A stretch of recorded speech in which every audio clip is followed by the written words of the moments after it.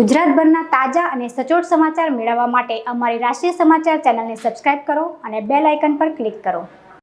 સુરતના સૈયદપુરા વિસ્તારમાં ગઈકાલે રાત્રે કેટલાક તોફાની તત્વોએ ગણેશ પંડાલ પર પથ્થર ફેંક્યા હતા। આ ઘટના બાદ મોટી સંખ્યામાં લોકો રોડ પર ઉતરી આવ્યા હતા। ગણેશ મંડપ પર પથ્થર ફેંકનારને પોલીસે ઝડપી પાડ્યા હતા। ત્યારબાદ બંને કોમના લોકો સામસામે આવી જતા મામલો ગરમાયો હતો।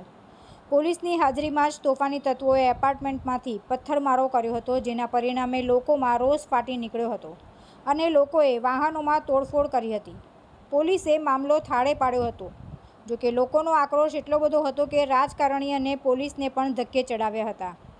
રોષે ભરાયેલા લોકોએ તોફાની તત્વો પર બુલડોઝર ફેરવો તેવી માંગણી કરી હતી। દરમિયાન રાજ્યના ગૃહમંત્રી હર્ષ સંઘવી સ્થળ પર આવ્યા હતા અને તેઓએ પોલીસને કડક કાર્યવાહી કરવાના આદેશ આપ્યા બાદ સવાર સુધીમાં તોફાની તત્વોને ઝડપી લેવામાં આવતા તેમને પાઠ પણ ભણાવવામાં આવ્યો હતો।